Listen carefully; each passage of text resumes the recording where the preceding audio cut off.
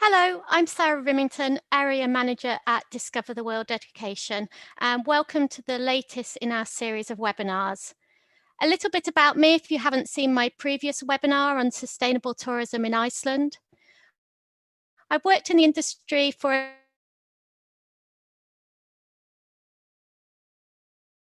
years before I became a lecturer in travel and I decided to move back into industry, and I've worked at Discover the World Education since then.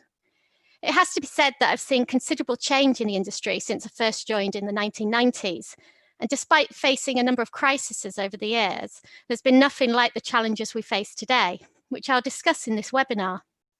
I originally put this presentation together to deliver at this year's GA conference, and I'm pleased to get to deliver it online to you today, although it would have been great to discuss and debate some of the issues in person. Hopefully we'll get the opportunity to do that soon, but feel free to get in touch with me afterwards if you wish.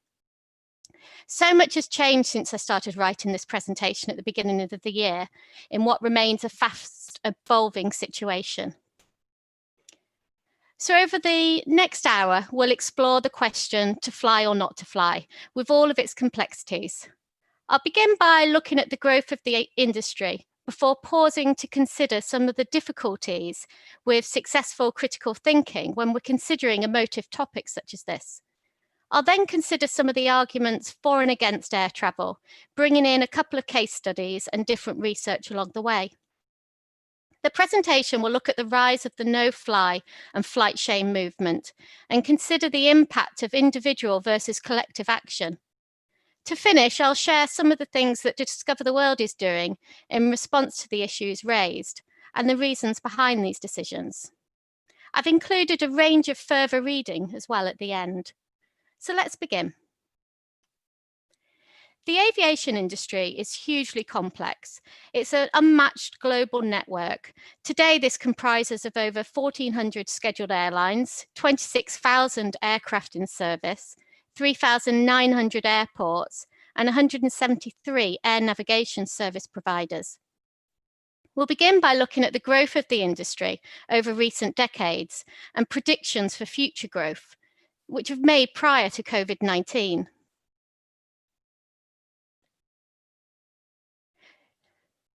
During the last couple of decades, the aviation industry has been hit by several crises, including 9/11, the financial crisis in 2008, the AVIATION eruption in 2010, and SARS in 2013. But market liberalisation and the growth of low-cost carriers has meant that the industry has still seen considerable, almost consistent growth, as shown in this graph. Between the 1990s and now, we've seen on average around 4.5% annual increase. Of course, now it has hit its greatest challenge to date, but more on that later. The industry was predicted to continue to grow at a similar rate over the next 20 years, with developed markets beginning to flatten and greater growth coming from emerging markets, with almost 50% of additional passengers coming from China and India alone. So let's look at this a little bit closer. 3.8 billion passengers in 2016 rose to 4.3 billion in 2018. And IATA, the International Air Transport Association, made predictions of a near doubling to 7.2 billion by 2035 and 10 billion by 2040. Again, we'll look at any adjustments to these predictions a little bit later. Much of this predicted growth is expected to come from Asia Pacific as the industry shifts eastwards, with more than half of new passengers coming from the region. China is expected to overtake the US as the largest market by 2022, with 1 billion new passengers by 2036. This equates to a 166% increase. India is set to displace the UK for 4th place by 2025, a market growth of 227%, followed by Indonesia in 2030. This growth will be fueled by the rising middle classes and higher disposable income in the region, as well as the growth of low-cost carriers in Asia, bringing average fares down. Much of the growth will be seen firstly in the domestic markets. China's domestic flights increased by over 10% in 2018, and India's by 18.5%. In terms of personnel and equipment, this growth means over 2.1 million new employees will be required by 2035 and an additional 22,000 aircraft. Here we can look at this growth in a little more detail with IATA's latest projections made in 2018. Although the average growth in Africa is predicted to be around 4.6% on average, many of the markets in this region are actually expected to see a growth rate of nearer 7%. But all these forecasts were prior to the mass grounding of much of the aviation industry due to the current pandemic.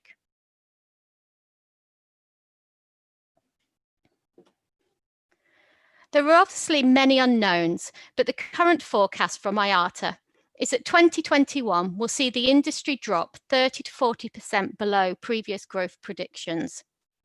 This depends on the length of travel restrictions and any potential setback from a second peak, the setback scenario shown by the red line.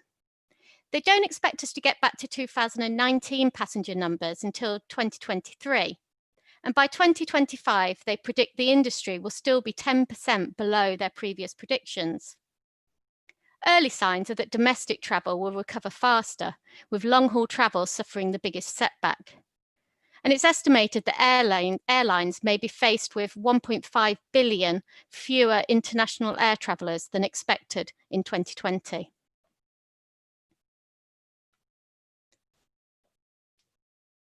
A 2018 report identified 13 key drivers of change, which could have a high impact on the industry between 2018 and 2035, with a high level of uncertainty as to what the impact would be.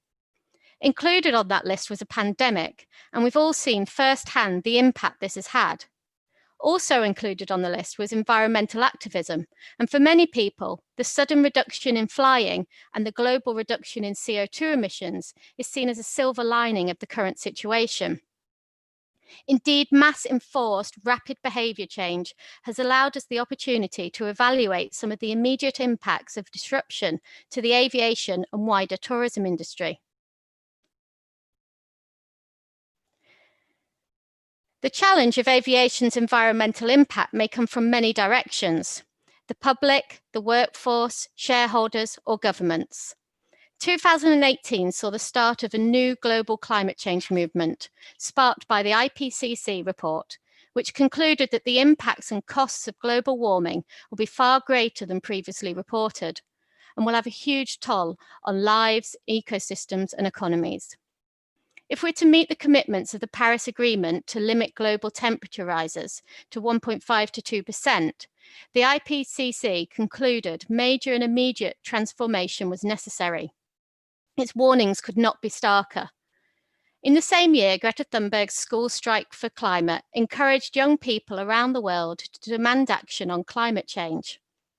In September 2019, 4 million people across 161 countries joined her strike, the largest climate demonstration in history. Last year, hundreds of local and national governments around the world declared a climate emergency.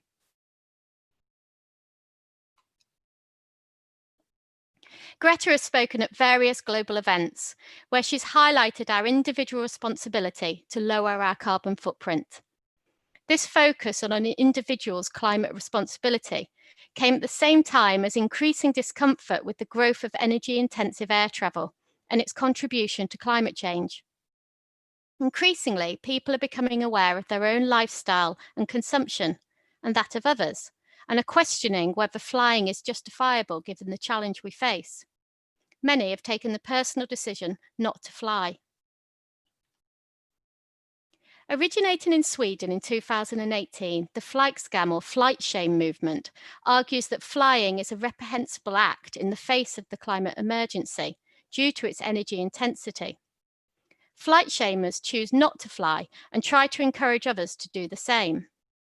Flight scam has also led to the emergence of two related trends: train bragging and flying in secret. This movement raises three initial questions. Does shame work? It's certainly a powerful emotion, but is it powerful enough? Secondly, is taking the individual choice to stop flying the answer? Is individual action enough to save the planet? And thirdly, is not flying ultimately the answer, or is it more complex than that? We'll look at these questions in this webinar, but before we do, I think it's important to just touch on some of the challenges of critical thinking. Critical thinking is a difficult skill to teach. When considering controversial and emotive subjects, particularly ones we may have strong views on or feel personally connected to, I think it's important to consider two things that can interfere with and hinder successful critical thinking. The first is tribalism and polarisation. A tribe is a group of people that feel connected in some way, whether that be through their religion, political persuasion, ideology, their sports team, for example. It doesn't matter what it is, it's just something that is important to us. And we are, as human beings, instinctively drawn to being part of a tribe. Tribalism is the attitudes and behaviours we adopt as a result of being a member of that tribe. And this connection allows the group to make distinctions between their tribe, us, and those who are not members, them. We're good, they're bad. We're right, they're wrong. We're worthy, they're unworthy. We're rational, they're irrational. Our beliefs are true, their beliefs are false.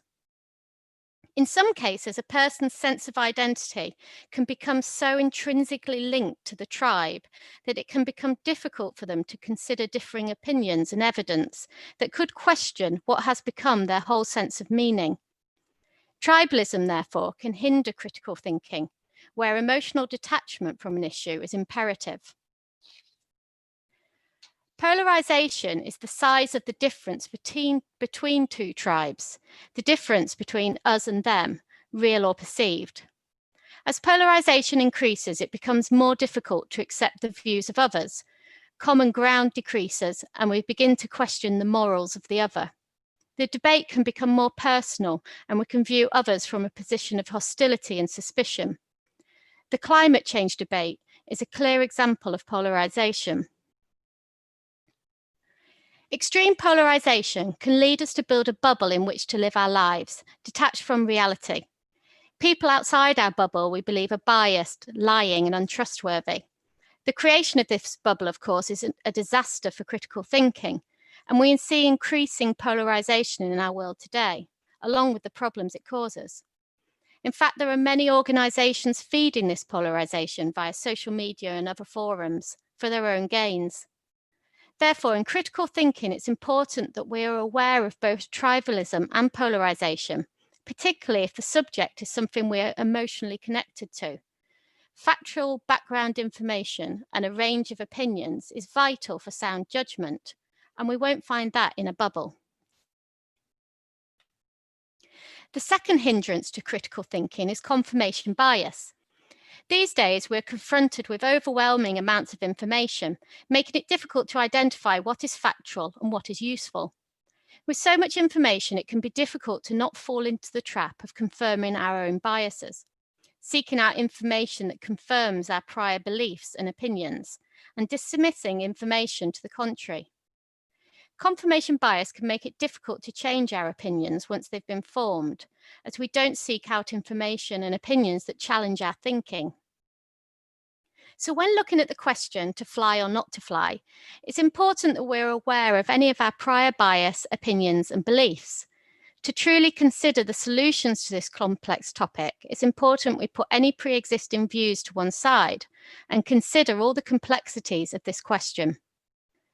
So let's start at the beginning and look at aviation and tourism as a whole and its contribution to global carbon emissions.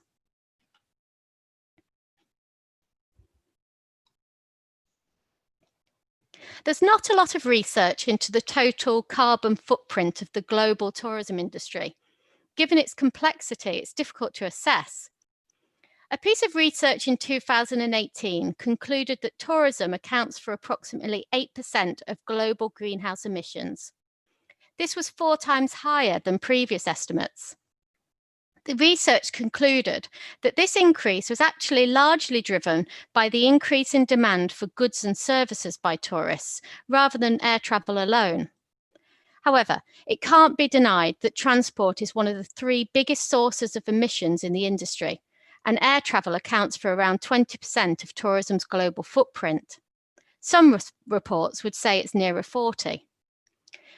This translates to approximately 2.4% of total CO2 emissions in 2018. However, if we look at other non-CO2 emissions, the total contribution would be higher. It's argued nearer 5%. If we split up the industry, in 2018, passenger transport accounted for 81% of emissions, air freight the other 19%.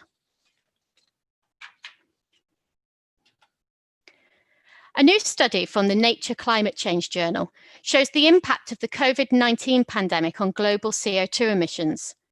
This animation shows how emissions dropped around the world over time as individual countries entered peak confinement, shown by the bright blue when emissions dropped by up to 40%. The research shows a 17% decrease in global emissions during the peak of confinement in early April, dropping to levels last seen in 2016. The impact of the pandemic on total global emissions in 2020 is estimated to be between 4 and 7%, dependent on the duration of lockdown measures and the subsequent recovery. These graphs from the same research show the estimated change in emissions for a range of different sectors. The shaded areas either side of the line showing a range of uncertainty. The emissions from surface transport account for almost half of the decrease in global emissions during peak confinement. Emissions from industry and power together account for a further 43%. Aviation is the sector most impacted by the lockdown. However, the major grounding of flights around the world only accounts for 10% of the decrease in emissions during the pandemic, around 1.7% drop in total global emissions. This is because aviation's contribution to total global CO2 emissions is much lower than other sectors at around 2.4%. Therefore, the report highlights that given the level of confinement and behaviour change we have seen and the resulting 17% decrease in global emissions, that society responses alone will not drive the deep reductions needed to reach net zero emissions in the long term. If there is a takeaway from the current pandemic, it is that drastic change in action is possible, and people will change their behaviour when the status quo is removed and people understand the personal benefit of their action. People have started to ask, do we need to travel around the world? Is meeting up in person essential? Is hypermobility a good thing? Whilst the pandemic has certainly distracted from the climate emergency message, has it also shown that people will change their behaviour given the right motivation? And also, have we seen that when there is strong motivation, the costs of action from governments can become secondary when tackling an imminent danger? So there is no argument that aviation contributes to global warming. So what are the arguments for flying? And do they outweigh the arguments against? Many argue that aviation is fundamentally important in the achievement of the UN's Sustainable Development Goals. So what role do they say it plays? Economic development is driven by improved connectivity and infrastructure. Therefore, it is argued that aviation has a key role to play in improving standards of living, both through the connectivity it provides, but also through the direct and indirect employment it creates. It's estimated that the industry supports 65.5 million jobs and $2.7 trillion in economic activity. That's 3.5% of global GDP. So if not flying is the answer, what would replace these jobs and this economic activity? And could this be equally or more destructive to the environment? For example, a drive towards extractive industries such as mining or logging. As well as providing skilled and often high-value employment opportunities, aviation supports other key areas of economic development through the connectivity it provides, including transporting around 1/3 of world trade by value and transporting 57% of international tourists. It's argued that aviation helps to reduce inequality between countries and individuals, creating trade links and access to goods and services in remote communities. On the other hand, aviation in itself also highlights the inequality in our world, but more on that later. Given the perishable nature of flowers, many growers depend on the speed of air transport. Kenya, for example, is the fourth largest exporter of cut flowers in the world, providing the EU with around 38% of cut roses. The industry is estimated to provide 100,000 jobs directly and around 2 million indirectly. Whilst there are clearly debates to be had around the sustainability of global markets such as this, any impact on the trade links provided by aviation would have huge social and economic implications for countries like Kenya. Drones, it's thought, would be a game changer in the air freight market in future years.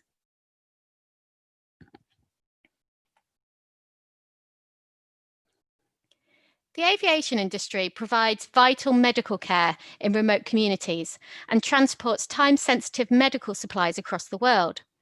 It's this unique ability to move essential supplies over vast distances at speed that also means it plays an important role in the delivery of vital humanitarian aid in areas affected by natural disasters and war. And lastly, in terms of education, air transport has a role to play. Every year, over 4 million students travel abroad to study, many by air, and the industry itself provides quality, lifelong education opportunities for its employees in areas such as engineering, air traffic management, and pilot training. So there are clearly benefits to the industry. However, are the environmental impacts just too high to offset these other benefits? I'm going to look at a couple of case studies now, starting with Guyana in South America, where tourism is seen as contributing to all 17 Sustainable Development Goals, including climate action, and yet where 89% of tourists arrive by air. Guyana is a tropical developing country with an extensive forested area. 88% of the country is covered in dense forest, and it has a very low historic rate of deforestation, around 0.03% forest loss per year. The average carbon density of Guyana's forests is almost twice as high as the densities of other Amazon countries, such as Brazil, Colombia, and Ecuador.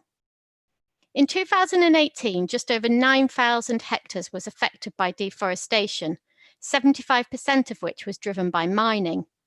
Mining, predominantly for gold and diamonds, accounts for just under 10% of their GDP.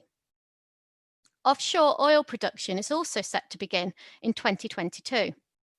The government have declared ecotourism a priority development area as a means to diversify the base of the economy beyond extractive industries and agriculture. The tourism industry is currently fairly small, with just under 300,000 visitors in 2018. However, it already contributes just under 8% of GDP and supports over 20,000 jobs. 90% of visitors currently come from North America, Canada, and the Caribbean, with just under 5% from Europe. And as I mentioned, tourism is seen as a key contributor to the country's Green State agenda and the UN Sustainable Development Goals.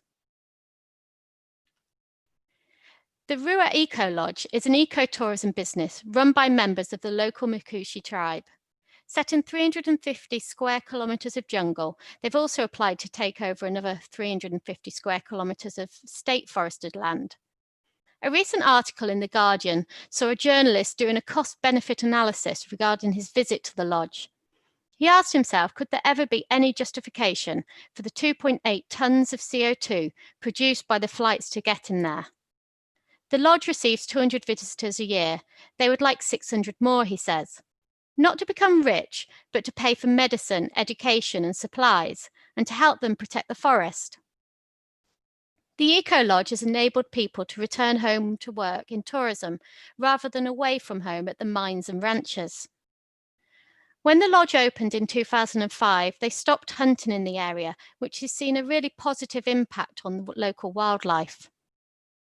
In the article, the journalist writes, "We walk into a forest of giant mura trees, a favourite hardwood for loggers, who no doubt would love to get their hands on them. As we walk, my mind drifts back to my carbon calculations.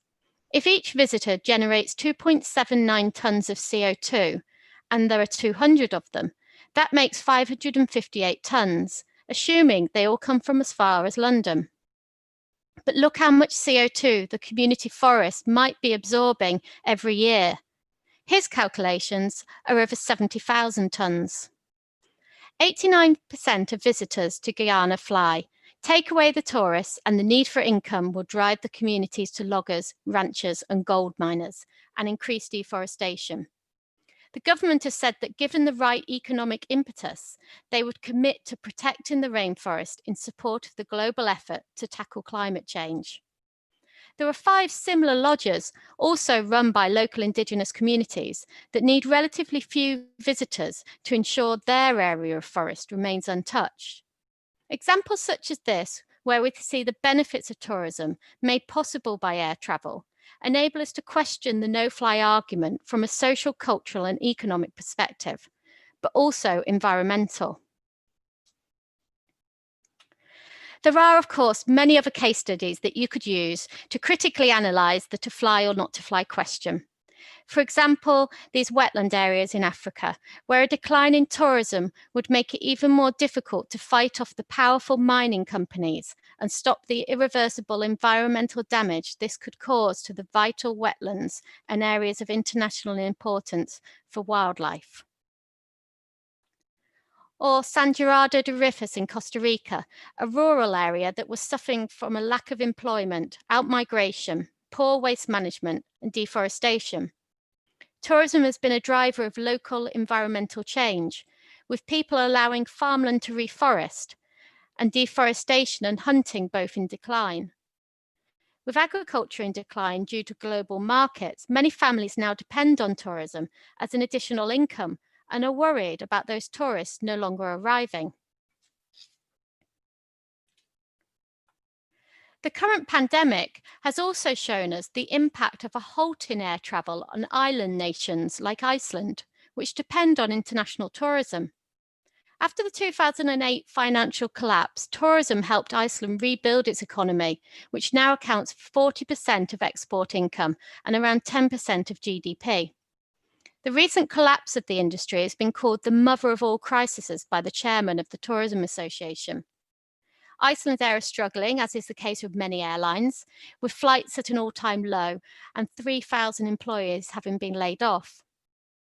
The chair of the Icelandic Travel Industry Association has said there's a lot at stake that Iceland Air continues operations, and it's in reality a life or death question for tourism in Iceland.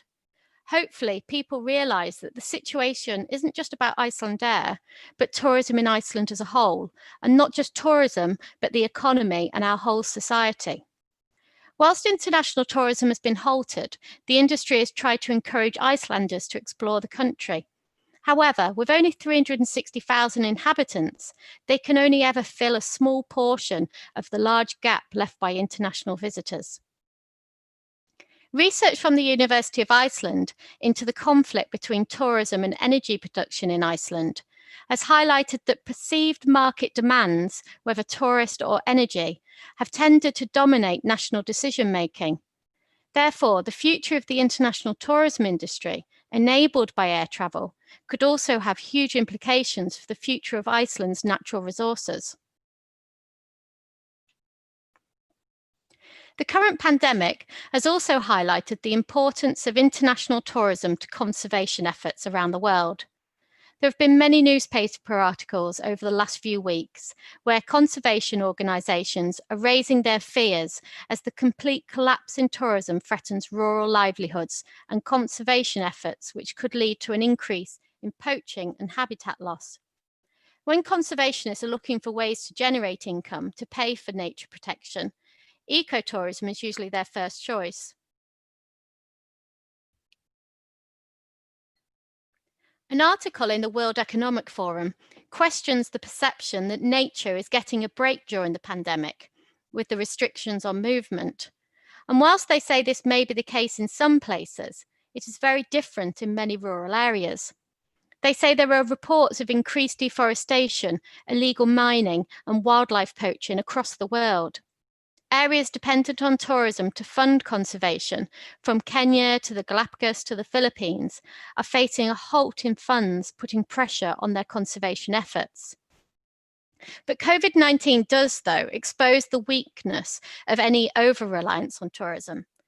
Unforeseen events can quickly shut down the entire industry, and it can take years to recover, a lesson learnt in many countries due to war, terrorism, and natural disasters, for example. As with anything, diversified incomes are important. But what these case studies highlight is that tourism and air travel have significant benefits to the livelihoods of millions of people around the world. So whilst we need to consider the social, health and economic impacts of a reduction in tourism, we also need to consider whether the environmental impacts outweigh the benefits of not flying. And so to fly or not to fly is not a straightforward question. The complexities and implications of changes in tourist behaviour are huge. But the climate emergency can't be ignored, and we can't go on as we are. So where do we go from here? Kevin Anderson is a professor of energy and climate change at Manchester University and director at the Tyndall Centre for Climate Change Research. I heard him speak in November at an industry conference, and he talked about climate change and our responsibilities in the form of a global carbon pie. In order to meet the Paris Climate Agreement and limit warming to a 1.5 to 2 degree rise, we have a set amount of carbon we can emit from now until forever. It says about 650 billion tonnes, which equates to approximately 18 years of emissions at our current levels. This is represented by a global carbon pie. He said this needs to be split equally and equitably amongst all nations of the world. So what does that slice look like for wealthy areas of the world, depending on population, emissions, capacity to respond, for example, whilst also ensuring that developing countries have the carbon emissions they need for their future development?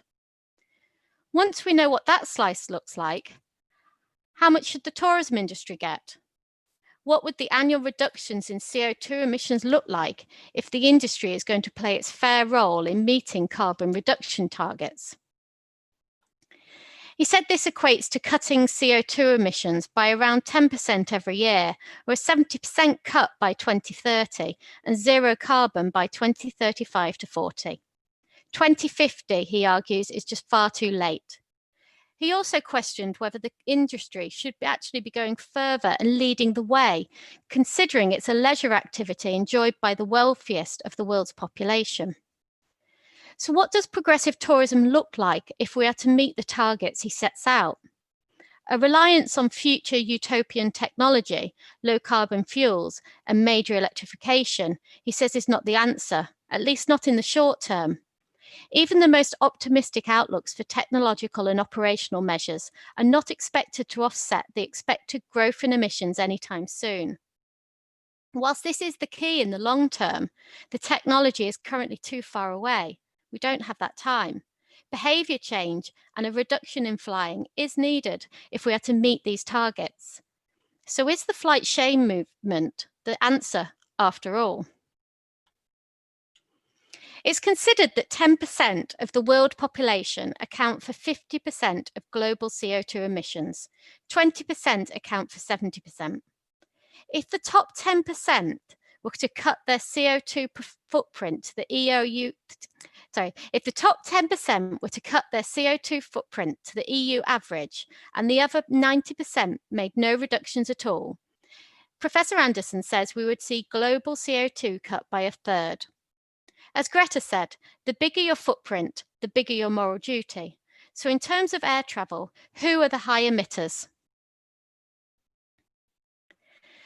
This animation visualizes the global flight network, with the dots representing 3,200 individual airports. The bigger the dot, the more flights to and from that airport. What any map such as this highlights is that global air travel is far from equal, as shown by the statistics earlier. It's estimated that 80% of the world's population has never even taken a flight, and the concentration of flights over the US, Europe, and China show the geographical inequality. Africa accounts for just over 2% of world traffic, Latin America and the Caribbean for just over 5%. So taking this into account, is it fair to shame all flyers when there is such inequality? However, we don't need to look as far as Africa or South America for inequality in air travel. In England in 2018, 1% of the population took nearly a fifth of all flights. 10% of the most frequent flyers took more than half of the flights. 48% didn't take any international flights at all. So if behaviour change is required to meet our carbon commitments, is the question about us all not flying, shaming those showing responsible consumption? Or do we need to look deeper into the structural problems of the industry and also its solutions in relation to the highly frequent flyers?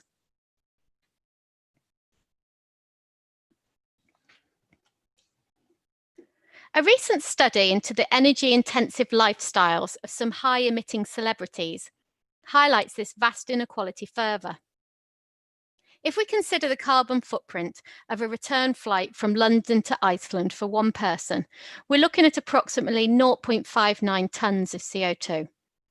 We hear from some of our customers real dilemmas as to whether an annual or biannual school trip can be justified, given the climate challenge facing us. And as a responsible travel business, we totally get this, and we do all we can to lower our carbon footprint, whilst maximising the positive benefits of our trips to the communities we visit. So when you look at this dilemma and compare it with the carbon footprint of a few high-profile individuals, it really does make you question how we've got to where we are. Flights on private jets by Paris Hilton, for example, amounted to over 1,200 tonnes of CO2 in 1 year. Bill Gates' flights amounted to over 1,600 tonnes. Mark Zuckerberg's mostly domestic flights amounted to almost 500 tonnes. And these estimates are considered to be conservative. The particular problem of private jets and their high emissions is highlighted by the difference in emissions between Bill Gates and YouTuber and vlogger Felix von der Laden, whose flying footprint was just under 30 tonnes for a similar amount of flights. Although 52 flights and 32 tonnes of emissions is not exactly something to look up to. Some question whether restrictions on private jets would suddenly increase the funding available to sustainable fuel and electrification research and development projects. As well as the problem of their own personal footprints, celebrities have considerable influence on consumer culture and the formation of social norms, the informal rules that morally guide behaviour in society. People aspire to reach this jet-set lifestyle, displayed on various social media channels. So what is the tipping point to overstep what is considered to be the social norm in relation to flying? And does a tipping point yet exist? How can we challenge high emitters and frequent flyers so that the younger generation and new flyers are able to enjoy flying responsibly to the benefit of millions of people worldwide? Research has shown that shame is not the answer. One piece of research used chocolate cake to examine the impact of shame on our behaviour. Researchers gave 3 different groups a slice of chocolate cake. One group was told how proud they would feel if they didn't eat the cake. Another group were told how ashamed they would feel if they ate the cake. And the third group wasn't given any message at all. The results showed that 18.8% of the group given no message resisted the slice. Of the group given the positive message of how proud they would feel, 40% didn't eat the slice. Yet only 10% of the group given the negative shame message resisted eating their slice. But you may ask, what has chocolate cake got to do with climate change? Well, research has shown the same results in relation to climate change and intentions to perform pro-environmental behaviours. Shame has proven to have little impact, whereas positive interventions have been successful. However, climate change messaging has traditionally tried to induce negative emotions such as guilt, rather than a positive message we can feel good about. We do, however, have a basic human motivation to improve and do better, so knowing how my footprint compares to others will have much more influence than shame.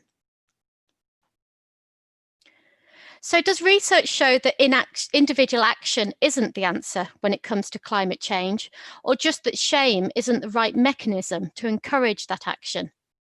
An interesting paper from New Zealand draws on various pieces of research to argue that high carbon transport use is so entrenched in our society that radical coordinated action is required, rather than a reliance on uncoordinated individual decisions to forgo or offset air travel.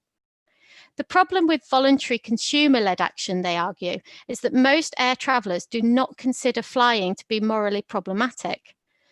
This, they argued, because the climate change problem seems too out of reach for most people.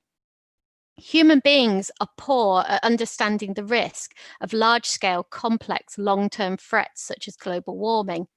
Therefore, they argued that individual responses cannot succeed due to the nature of human reasoning and the structure of the problem. Individual action, they say, results in a loss of the personal benefits of air travel for the individual, whilst the costs of everyone else's emissions remain unsolved. The level of action needed requires coordinated international action. However, they stress the level of inaction over the last few decades make policy actions from individual nations that want to lead the way more and more necessary. There needs to be an urgent debate about the allocation of responsibility for aviation, rather than a policy of relying on individual consumer choices. However, Kevin Green at RARE, the Centre for Behaviour and Environment, highlights that everyone that makes a change does increase the chance of someone else doing it too. But is the problem bigger and too urgent for this? Friends of the Earth say that as great as individual action is, we need systemic change if we're to reduce emissions sufficiently to avoid complete climate breakdown. So the best thing you can do to further reduce carbon emissions, they say join a climate action group and lobby for change. So what is the aviation industry doing, and what are the long-term solutions? In 2009, the industry put in place its carbon emissions strategy with 3 goals. The first short-term goal was to improve fuel efficiency by 1.5% per year from 2009 to 2020. A medium-term goal of carbon neutral growth from 2020, therefore maintaining net CO2 emissions at 2020 levels, and a long-term goal to halve emissions by 2050 when compared to 2005. The industry has met and outperformed its first short-term goal, achieving a 2.3% per year improvement in fuel efficiency. Compared with 1990, fuel burn per flight has halved. This has mainly been achieved by a generation of new, more efficient aircraft. So how does the industry intend to meet its second goal of carbon neutral growth from this year? This graph shows the size of the industry's emissions gap. The curve showing the predicted growth in emissions from 2010 to 2040. The dark blue wedge shows the predicted savings from one of the measures the industry has introduced to try and reduce emissions, the aircraft CO2 standard, which all new aircraft designs from 2020 will need to meet. However, the production of existing aircraft models that don't meet the standard will not be cut until 2028. All aircraft produced after 2028 will need to meet the new standard. The emissions savings from this scheme is fairly modest for a number of reasons. Firstly, once delivered, aircraft are in service for a number of years, and so inefficient planes such as the Boeing 767 can be built until 2028 with no modifications, and these planes could be in service until 2060. With companies continuing to invest in high-emitting technology, it therefore locks them into many decades of high emissions. The original, more ambitious cut-off date of 2023 was delayed following external pressure. Secondly, the standard is not very ambitious, and most new aircraft models in production actually already meet this standard. In addition to increased fuel efficiency from aircraft, the light blue wedge represents operational improvements that can be made on the ground and in the air. The fragmented nature of the global air navigation system is a source of much inefficiency, for example, with delays and congestion caused by discoordination and mismanagement of the airspace. However, the graph shows that these measures are far short of solving the problem and enabling the industry to meet its own targets. 7.8 billion tonnes short.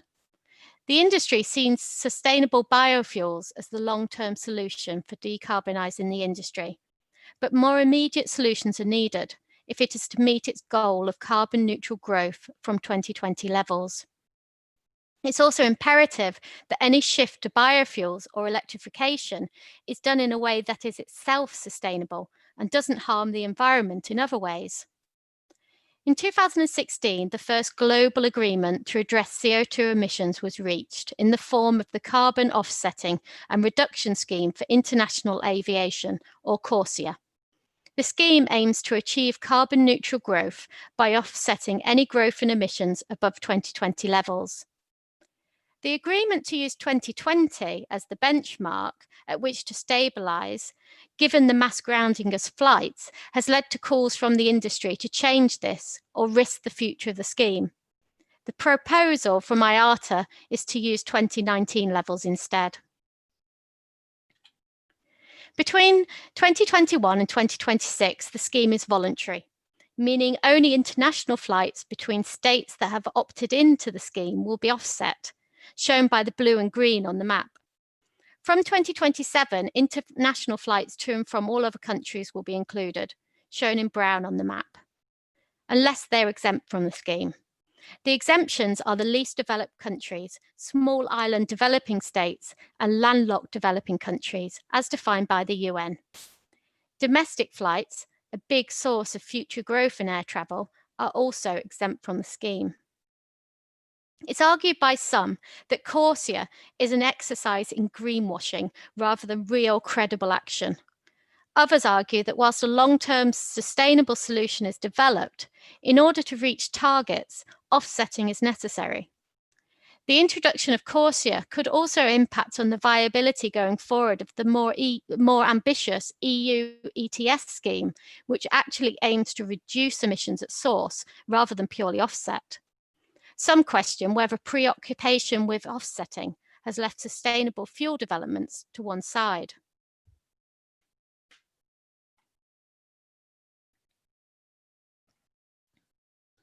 Carbon offsetting has been the subject of much debate.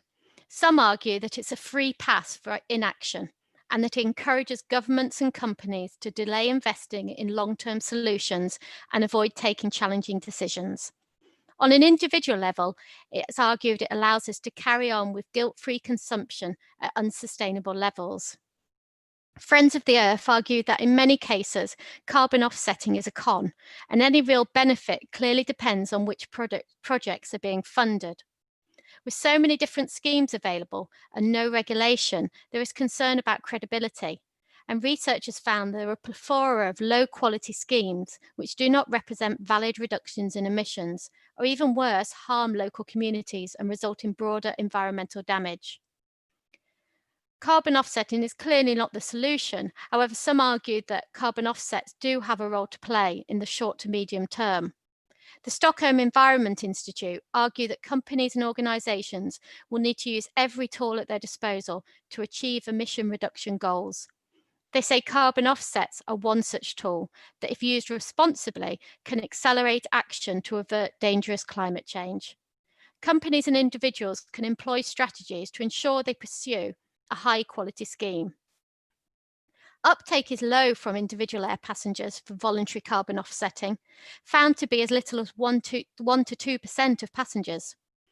Research has shown some of the reasons for this include the lack of regulation and certification of schemes, and therefore perceived credibility, the abundance of different schemes along with different pricing options, which make it difficult for consumers to understand the relationship between the price charged and the offsetting achieved. And lastly, the option to offset is most often included in the optional extras part of the booking journey, for example with hold bags, insurance and seats, which can also deter passengers from purchasing. Opt-out is usually more effective than opt-in. So what can we do if we want more people to offset their trips? The company could offset for them, although this could bring companies to choose the lowest cost option rather than the most effective, and so also has its drawbacks. Kevin Green at Rare says the key to behaviour change is not what others think we should be doing, but what others are doing themselves. Show people where the herd is going and they will go there too. As human beings, we instinctively like to follow the herd. So does this hold the key if we want more people to embrace responsible travel and also offset the air travel they do take? ATO, the Specialist Travel Association, of which we are a member, in a scathing assessment of the current airline industry, and low-cost carriers in particular, argues that the airline industry is out of control, that there's been a free-for-all on an enormous scale, and that the number of flights must decrease and the cost of flying increase substantially. Nobody, they say, should be travelling on a flight for what amounts to a bus fare. Airfares have dropped by about 60% since the 1990s, but research shows that this has mostly encouraged the wealthiest in society to fly more. They call on the UK to set an example to the world in relation to air travel. So with the cost of air travel so low, whilst we need to reduce the number of flights we take, should we also be paying to offset the flights we do take, given the nominal cost of many reputable schemes and the artificially low cost of air travel?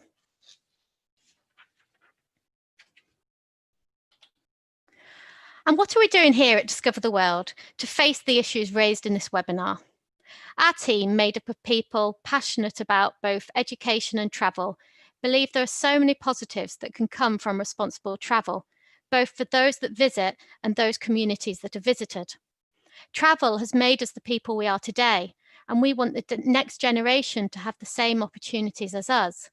However, we also understand our responsibilities and the scale of the challenge we face. And so we are working hard to continually reduce the carbon footprint of those areas of our business that we can control and influence, whilst maximising the positive impact on the communities we visit. Our sustainability squad, a group of employees, including myself, meet regularly to identify ways we can improve what we do across the business in partnership with our suppliers across the world. And as the Stockholm Environment Institute highlights, carbon offsetting is one of the tools available to us to further minimise the impact of our business at this stage. After extensive research, for those impacts we can't negate at this point, we've chosen to work with the World Land Trust, which counts Sir David Attenborough amongst its patrons, and we encourage our customers also to offset their flights. There are many schemes available, but we chose the World Land Trust because they use a combination of land acquisition, forest regeneration, and protection of threatened forests to conserve natural habitats and defend delicate ecosystems. Their carbon balanced programme offsets emissions by protecting threatened habitats that would otherwise have been lost, avoiding the release of stored carbon. To date, the World Land Trust has helped secure more than 881,000 acres of threatened habitat in 20 countries. Its patron, Sir David Attenborough, has said, "The money that is given to the World Land Trust, in my estimation, has more effect on the wild world than almost anything I can think of." And finally, what about educational travel? Are there any further considerations we should take into account? Education and travel have been interlinked for centuries, and the positives of overseas travel, including developing sensitivity of other cultures, are widely appreciated by many of us. Recent research has shown that educational travel also helps students to develop sustainable and pro-environmental behaviours that extend well beyond the trip, regardless of the theme focus. They argue students who participate in educational travel, particularly in programs that encourage experiential learning and focus on sustainability or the environment, are better equipped to face the challenges of today and tomorrow and become more environmentally conscious citizens. So, do the pro-environmental educational benefits and more sustainable environmental behaviours shown by students who take part in educational travel themselves serve as an additional offset? So we've looked at the scale of the problem we face and the need for a progressive tourism industry going forward. But what is the answer to the to fly or not to fly question? Well, that's not for me to answer, but I hope I've given insight into the complexities of this question and the advantages and disadvantages of global impacts of air travel. It's a great debate to get students involved in, where they can explore the social, cultural, economic, and environmental impacts of any decision they make. If you do decide to organise an overseas trip, I also think it's great to get the students involved, perhaps by asking them to explore how they can maximise the positive impacts on the local communities they are visiting. For example, choosing to stay in family-owned guest houses, stopping for lunch at locally owned cafes or farms, producing a responsible travel code of conduct for their trip, and critically analysing the pros and cons of air travel and offsetting. I'd be more than happy to be a part of those discussions and help answer any questions that come up. My students loved having this involvement, and the exercise brought the issues to life for them, and I hope made them more responsible travellers in the future. So thank you for joining us today, and I hope that that's given you some things to think about. And we've got more webinars coming up, so we hope to see you again soon. Thank you.